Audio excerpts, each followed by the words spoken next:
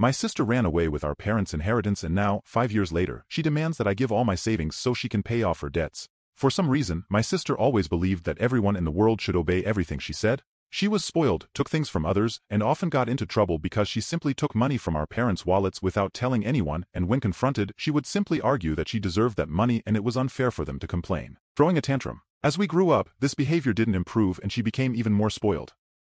Our parents tried to control it, but it was simply impossible. That was her personality and she refused to change. It got to the point where our parents had to kick her out of the house, and even then she tried to come back several times against their will, with occasions where we returned from a trip and she had simply moved back home without us knowing, pretending everything was fine. Eventually we obtained a restraining order against her that prohibited her from setting foot in our house, and after that our lives improved significantly. We heard that she was arrested for theft, which was expected, but we no longer considered that our problem. We spent years without contact with her and that only changed about 5 years ago when she said she had changed and even managed to get herself a house. I was happy for her and so were my parents, so they went to visit her in her new home. Unfortunately, on the way there they had an accident and didn't survive. Obviously, this devastated me horribly. I was extremely attached to my parents. They meant everything to me and had always been my best friends. Because of this, I couldn't even get out of bed for weeks after it happened. Shortly after, my sister texted me saying she understood the situation I was going through and that she had asked to postpone the inheritance trial, and trusting her, I simply believed her.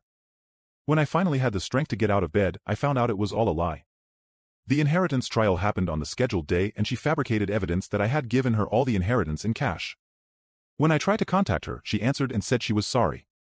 She said I shouldn't complain because our parents probably would have wanted her to have the money anyway, as she deserved it more, and that I was still lucky because she let me keep the houses.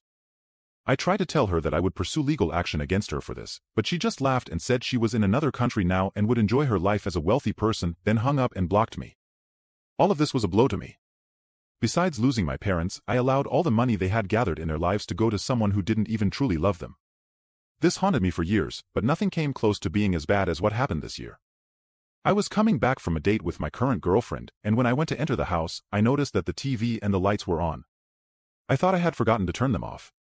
But when I entered, I saw my sister sitting on my couch, smiling at me as if it were normal.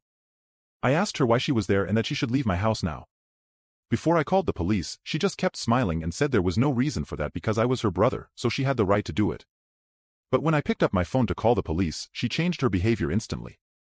She started crying, saying that her ex-boyfriend had taken all her money and now she owed a lot of people, including some bad ones. She said that as her brother, I should sell the properties I inherited and give all the money from the savings I've been keeping for years to help her. Because that's what our parents would have wanted. I told her she had no idea what our parents would have wanted and that I wouldn't give her a single cent. And furthermore, I would make sure she was arrested for what she did. When she saw she couldn't convince me, she fled. I already called the police and reported the case, and I have no doubt they will find her soon, as she really didn't seem to have any money even to leave the city. When they find her, I will make sure to sue her for impersonating me, for taking all our parents' money, and of course, for entering my house.